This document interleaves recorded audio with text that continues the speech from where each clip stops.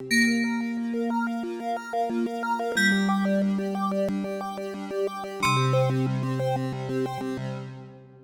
morning, everyone. My name is Lisa Trunky with Pêche Media, and today I'm very honored to be sitting in a Zoom call with you ladies from the Wakefield Grannies. I'll let yourselves introduce yourselves.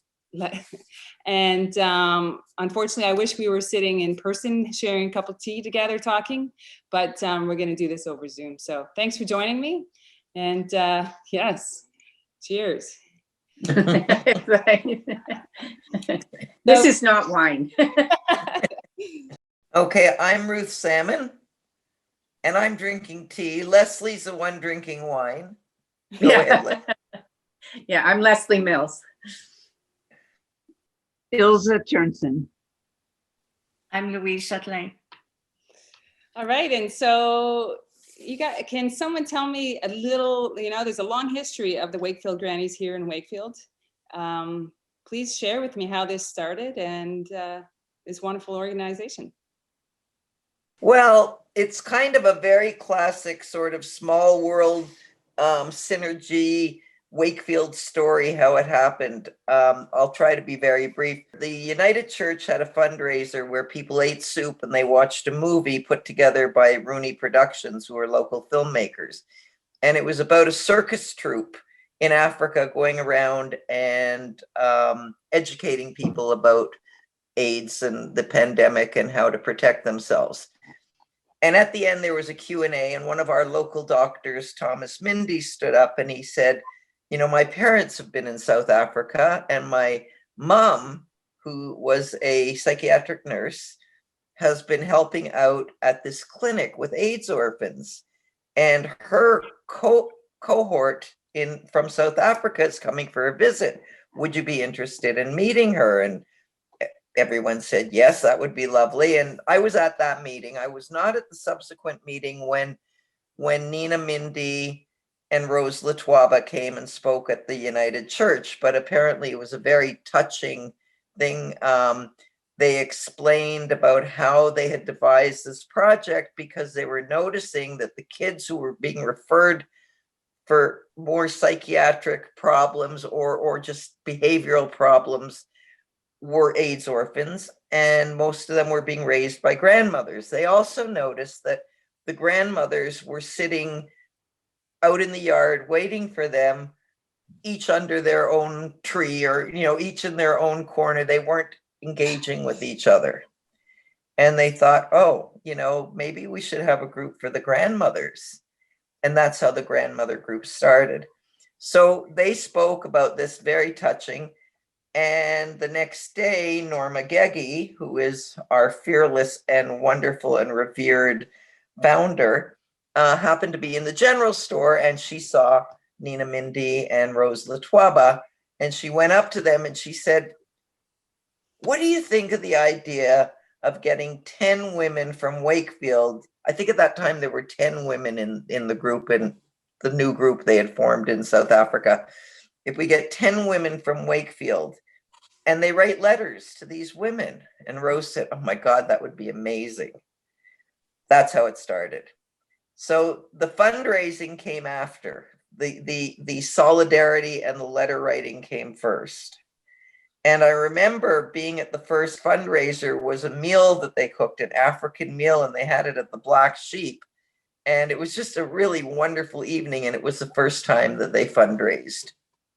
Okay. And how many years ago was this that it started?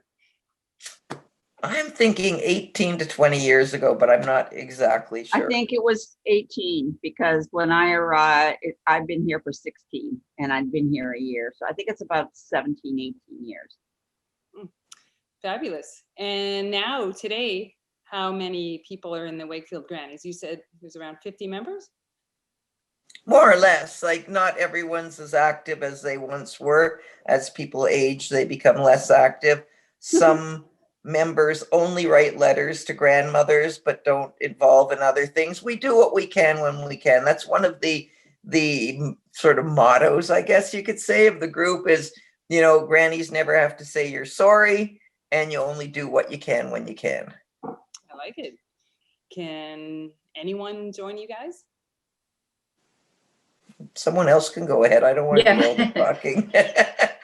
Well, I know for myself, I moved up here 7 years ago, and I had seen the granny booth at the Wakefield market selling perennial plants. And when I knew I was moving up here, I remember thinking, oh, that would be a wonderful group to belong to. You know, it would be a great way to meet local women, you know, my own age and interests. And so when I got in contact, I was welcome to join. And, you know, I think anybody who expresses an interest, Louise is a fairly recent member as well. And yeah, you hear about it and get in touch, and then you start going to the meetings. And like Ruthie said, you do what you're interested in or however you can help. So yeah, it's pretty inclusive. Yeah, wonderful. I was just going to say that I'm a newbie in Wakefield. I've moved in 2017, and when you move into a new community, you look for how you're going to grow your roots. And it became pretty obvious that the Wakefield Grannies were something to witness. They're a force, you know. And I've seen a few concerts that they put and bazaar, and I was really struck by their solidarity and their commitment to reach out to these go-go's in Africa. And it really touched me that the intent was to connect with them, to break that isolation. And having just moved into Wakefield, I felt isolated. I felt I needed to find a way to connect also with the community. And it was my youngest child that said, "Mom, you should join the grannies," you know, and I was wondering what I needed to do, because I'm not a physical grandmother. I don't have any grandchildren. But I noticed everybody was very welcoming, and it gives you a sense of belonging. And to witness the connection, breaking the isolation with the go-go's is really key into the success. Anyway, that's all I wanted to share.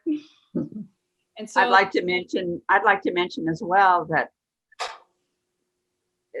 and it's been alluded to, that when you come together in solidarity, there is an incredibly the mutual empowerment that occurs is nothing short of magical. We are empowered through our work. The community is empowered through its generosity and in engagement. And I remember not long after I had joined the Grannies, it was Canada Day, and there was the Canada Day parade, and the Grannies had their banner and a car blaring out African music, and we were part of the parade. And as we walked through the village, people at the edge of the street were cheering, standing up and cheering. And I thought to myself, wow, this is a good place to grow old in, where people have been re-engaged with the elder women in the community, and realize what a treasure we are. you certainly are. It goes both ways. So International Women's Day is coming up March 8th. And I see you're supporting the women here and the women in South Africa. I tell you, you have a lot of energy. But let's talk about the ladies and the women and the girls that you're honoring here. Can someone tell me more about what you're doing? Because you've had to. Well, I just wanted to clarify, it's not us honoring. We are inviting the community. Well, we will honor people if we want to, of course, but we are inviting the community to honor the people that they see among them. But I think Leslie and Ilse can talk better to this. Yeah. Well, we wanted there to be a component aside from celebrate, yes, it's International Women's Day and we'll gather as a community in times past, but we also wanted to create a platform for people to praise in honor and on praise of women and girls in our community. And so we came up with the idea of creating a YouTube film, I guess you'd call it, and people can contribute to honor women and girls in their lives. What are we calling it, by the way? Should we? What are we going to call it in praise of women and girls? Yeah, that's something along those lines. Okay. And so people can submit in a variety of ways. We can, maybe Leslie can post her email address, because it is to her that folks who want to contribute will send their offering, which can be in the form of a short video clip, a selfie video clip. It can be a message, a written message. It can be a photograph with a caption, and people need to clearly let us know who is sending or creating the tribute and to whom it is being offered. And then we will create a loop, and it will be posted on Rooney Productions YouTube channel, and there'll be a link to that from our website. Yeah, this is well, sorry, Elsa. Go ahead. No, just an opportunity for people to shout it out. Honor a girl or a woman who has, inspired you, whom you love, whom you want to praise in some way. And I think it will make for great community viewing. This is a new initiative this year for us, because before, our International Women's Day celebrations have focused at the community center with a concert and a bake auction, and of course, not being able to do that this year, it's like everybody else. We're trying to think, what can we do online? So this is where this idea came from.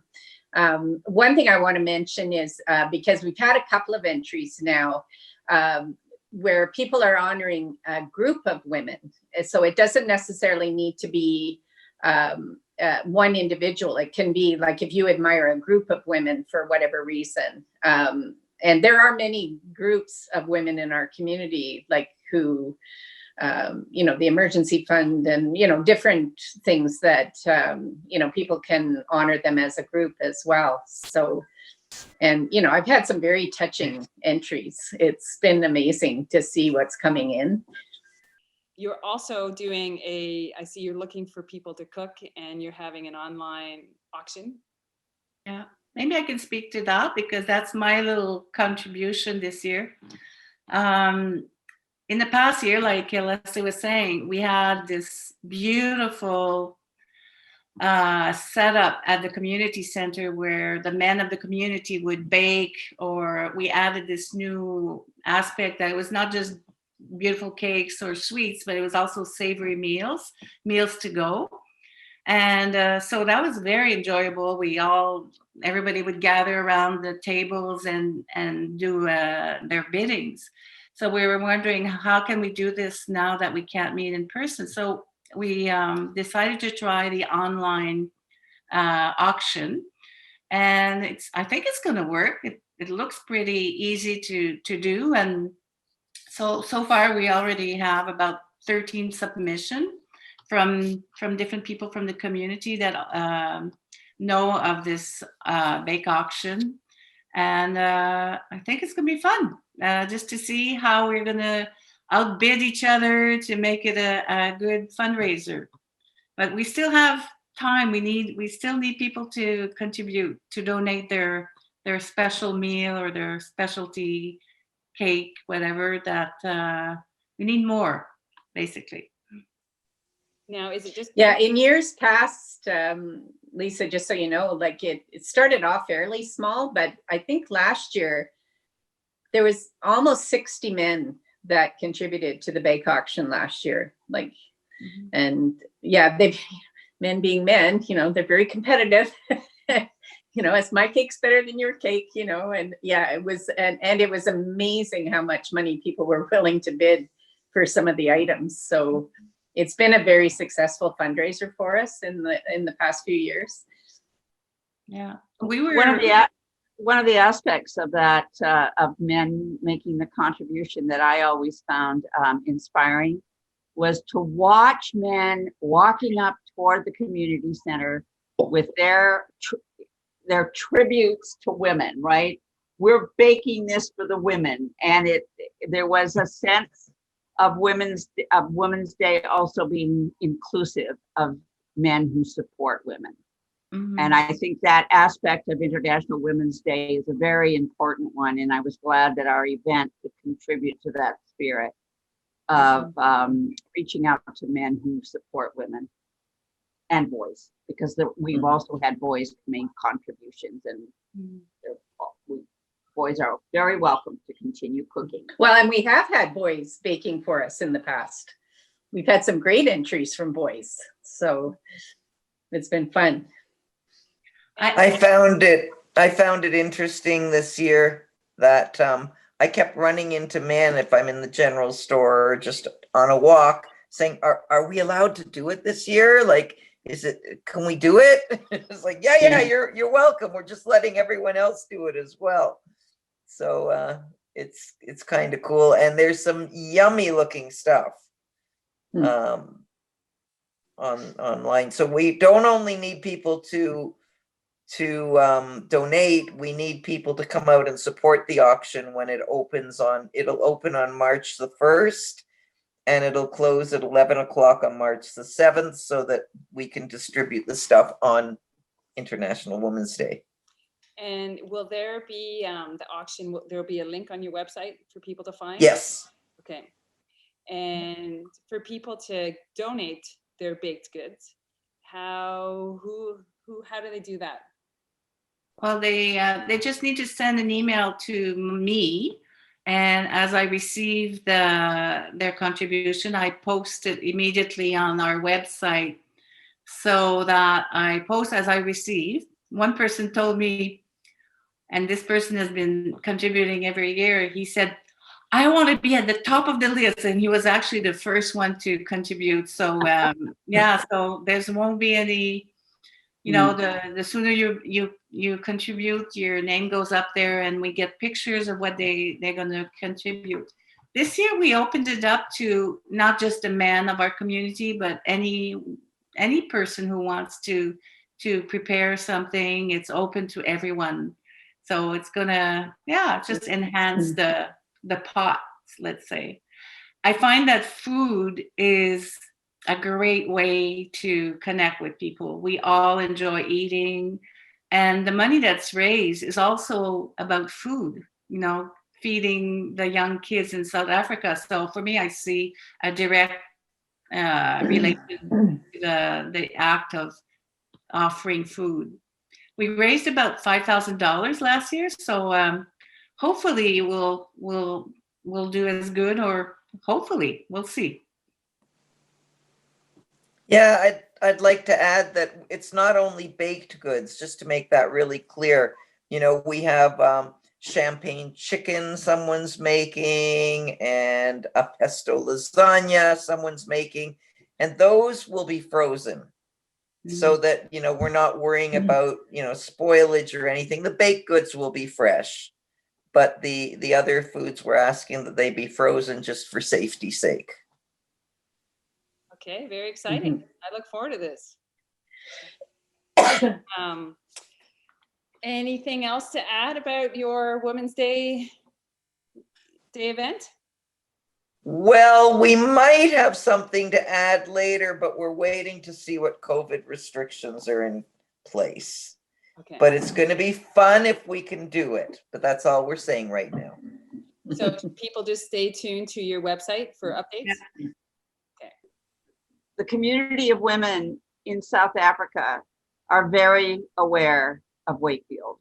And it was wonderful, like going to the homes when I was there to visit in homes and see photographs of the covered bridge proudly displayed on many tables. And I know the woman, Irene, with whom I correspond often in her letters, says, we are so grateful to the people in Canada who have not forgotten us. And that kind of recognition, that sense of being that people care, is an extraordinary gift a gift for contributing to resiliency among people, among women who are facing challenges that it's unimaginable. Their courage and their stamina is awe-inspiring, and we're part of it. Mm-hmm. And I read you're a very big contributor for their support. That's right, Wakefield. Our contribution is mainly in food security. The project has donors who pay for the staff, and they have various donors paying for different parts of the program. And our part is mainly the monthly food things. In better days for South Africa, when there were more government programs available, like they used to get food money from the lottery, and there used to be other things that have dried up over the years, we were able to fund more kind of extracurricular type things, like a retreat for the grannies, or a celebration or something like that. We haven't been able to do that in the last year or so as the situation has worsened. But I want to add to what Ilse said before about the solidarity, because, much as our money is really important and really helpful for them, I think the whole concept of the project has relieved so much of the stigma attached to these women. The reason the women weren't sitting and not talking to each other in the yard waiting for the children was because they were ashamed. They were embarrassed. And once they got to be part of the group, they realized that they weren't the only one going through this. They didn't have to hold that. Also, there's, as you know, having been in South Africa, there's many tribes in South Africa. And a number of the women in the group came from outlying areas when their daughter usually died to take care of the grandchildren. So they found themselves in Alex not speaking Zulu, for instance, or not speaking English. The woman who I wrote to until she passed away, she didn't speak any English. So within the group, subgroups formed where people were translating for each other, and friendships formed between the different tribal people. And the women, felt more able to cope with the living environment. And also getting a letter from Canada was such a thing of pride. I have a friend in Canada, someone in Canada, and it elevated them within themselves and within the community. And I think that's something we can't forget, because I think it's really an important part of what this project's about. Yeah. Another aspect of our fundraising is the Minde, named for the people who brought news of Alex to the community, which Ruth referred to, the education fund. And we raise money so that that can be applied to professional development activities for the workers, tuition fees, tutoring, enrichment activities. That has also been in abeyance right now because of restrictions and disruptions, but the fund is there. And it means that when opportunities arise, the youth and other learners in the community will have the means to take advantage of some of the opportunities that can arise, although the challenges are many. So we are contributing to education as well. And so it is one of the poorest, and it was one of the original townships based in Johannesburg. Can you guys try to describe what, because I think for most Canadians, you would never understand what that township would look like. I think on your website, it says 170,000 people are living within 2 square kilometers. Mm-hmm. So some of you've been there firsthand. Can you explain what that looks like? Well, one thing I think that's really interesting about Alex is it's one of the oldest townships, and because it's one of the oldest townships, it's one of the townships where people can actually own a place and own land. So it has strong historical roots. It's a mixed bag. Like parts of Alex have new government housing in there that's actually quite nice. And parts of Alex are just shacks, like really shacks, corrugated roof, almost like, cardboard walls, rocks holding it all together. And as you say, extremely, extremely crowded. People everywhere. One thing that I found very sad and quite shocking is Diana took us down to Peter Maritzburg, which is down near Durban, because there's another smaller group that we support there. There's about 18 to 20 women in that group. And when we were going there, Diana told us that at least 70% of the children that we would be meeting there were born with AIDS. So you're looking at all these beautiful children and thinking, they started life with that huge disadvantage. And now they're really living with the double pandemic. Yes. Yeah, the idea of social distancing is so ridiculous there, because the conditions are so crowded. And I can't even begin to imagine how you would isolate. It's like, it would be impossible. Well, your work is very inspiring. Do you have any government recognition or? We are as grassroots as it gets. We are not a legal entity. We have a bank account and we send money, and that's it. That's the extent of our whatever legitimacy within the world. So in order to get, government funds, for instance, and stuff like that, you have to be a lot more established to do it. And so how can you recommend our residents here in the Pêche to continue the support, to help you support? Well, they've been amazing this year. Oh.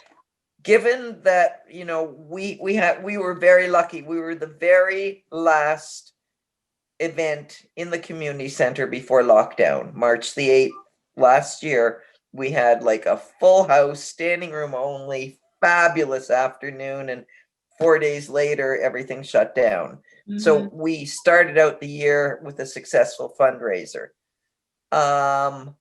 And then we were like, okay, now what do we do? And it's been amazing. We usually have a perennial, plant sale at the market. We didn't do that this year, but people went individually to the plant seller's house and we made almost as much money. We usually have a knitting stall at the market. Again, they had a little pop-up and people came, and we didn't make as much money as usual, but we made some money. Then people started coming up to me and saying, how are you guys doing? Are you guys doing okay? And I was like, well, we're doing okay. We're fine. There's lots more needs in the community than us. And people started doing things like having garage sales and giving us the proceeds, or selling something. Someone sold a snowsuit and said, you know what? I'm giving you the money, and sent me a $50 check. People just started giving us money. And then in our end of year, we always do a call out for donations, for which we are able to give receipts at that point through a partnership. And we did very well on that this year. So in the end, we were able to meet our goal of fundraising this year, despite everything else. It's just been beautiful. I just wanted to mention that one of the opportunistic fundraisers, thanks to Leslie, has been the creation of masks, which has been a source, a good source of income, and was very innovative of Leslie to grab that opportunity. And that is part of what can happen at in a grassroots situation at both ends, that we can respond to the conditions that are happening at the time. And there is little bureaucracy in the way that blocks us from being responsive to conditions as they are, both in Africa and in Wakefield. And Leslie, are you still selling them? They're still available at Roots and Shoots, and they're a farm store. So they've been very supportive, very good about helping with this project. So, and it was lovely of Lebu as well to have their pop-up store before Christmas, and you know, we made quite a bit of money. I think we made almost $700 just at Lebu. Wow. Selling masks. So yeah, so it was great of them to do that as well. So.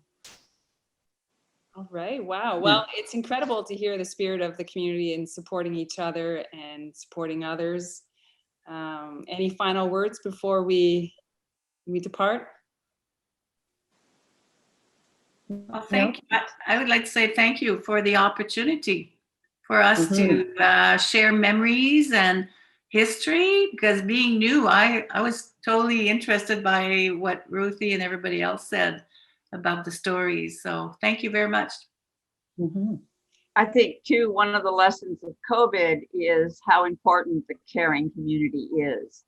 That in hard times and times of celebration, that we can, as a community, work together, collaborate, feel the solidarity, reach out to people who may be isolated or in need. And this is, in a way, at the very heart of what I call a global movement, which is that mutual care is way more important than gross annual income. And that is one thing that is really incredible about this pandemic, is that it's affecting us, it's affecting them in South Africa, it's affecting, you know, everyone in the entire world is being affected by this. So, you know, us being able to reach out and support each other is so important during this. Well, thank you. Yeah. Oh. Yes, we lost a few grandmothers in Africa to COVID in our group, and that has been very sad. And the go-go's are losing siblings, and you know, every week you get a story. I get a story because I speak to South Africa fairly regularly, and we realize how lucky we are. This is our first pandemic. This is their second, and they didn't get rid of the first. And yeah, it's just been really, really, really tough on them, and much easier on us. So it's good to remember that. Kind of a motto for the Stephen Lewis Foundation, but I feel that we take it on too, and that is a sense of we will not rest until they can. And by God, I know that people can feel it. So that sense of there being, yes, there are problems in the world, but what individuals do makes a huge difference. And I think that what a group of women here has been able to do in conjunction with a group of women in Africa and with all the people in the community who support us is an example of the kind of positive momentum that can be initiated when people work together at the grassroots. Well, thank you, Ruth, Isa, Leslie, Louise, for joining us. I wish you all the best in your International Women's Day event. I will be joining in, and I'm signing out. I'm Lisa with Pêche Media, and very grateful today to meet with you women. Thank you. Pleasure.